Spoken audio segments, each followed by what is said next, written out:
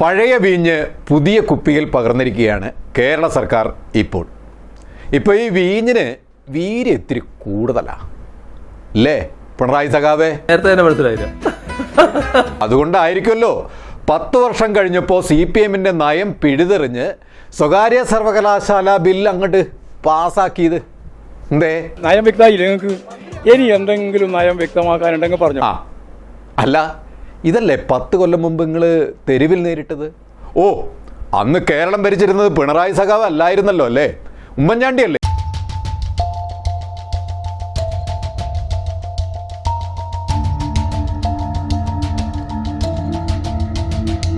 അങ്ങനെ മാനേജ്മെന്റ് സ്വതന്ത്രമായി നടത്തിയാൽ അവിടെ വരാൻ പോകുന്നത് മെറിറ്റ് ആയിരിക്കില്ല എന്ന് ഉറപ്പാണ്. ഓന്ത് നിറം മാറുന്നത് കണ്ടിട്ടുണ്ടോ നിങ്ങൾ?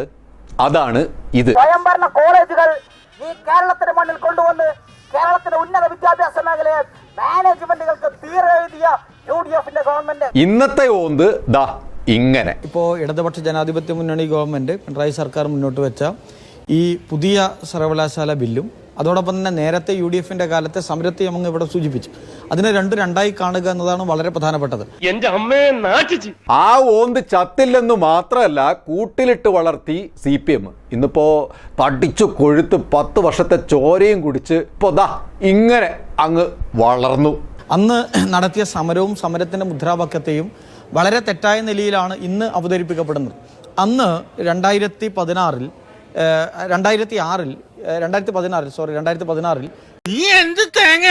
എനിക്കൊന്നും മനസ്സിലാവുന്നില്ല. UDF ഗവൺമെന്റ് ശ്രീ ഉമ്മൻചാണ്ടി മുഖ്യമന്ത്രിയായിരുന്ന കാലത്ത് അന്ന് ഒരു സ്പെഷ്യൽ എഡ്യൂക്കേഷൻ സോൺ കൊണ്ടുവരിക എന്നതായിരുന്നു അന്നത്തെ തീരുമാനം.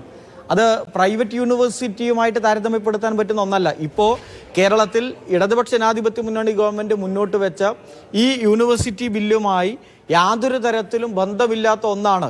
ആ ബന്ധമില്ലെന്ന് മാത്രമല്ല, കേരളത്തിൻ്റെ വിദ്യാഭ്യാസ മേഖലയിൽ പ്രത്യേകിച്ച് ഉന്നത വിദ്യാഭ്യാസ മേഖലയിൽ വലിയ കോട്ടങ്ങൾ ഉണ്ടാക്കാൻ പോകുന്ന ഒരു തീരുമാനമാണ് സ്പെഷ്യൽ എഡ്യൂക്കേഷൻ സോണിലൂടെ അന്ന് UDF ഗവൺമെന്റ് മുന്നോട്ട് വെച്ചത്.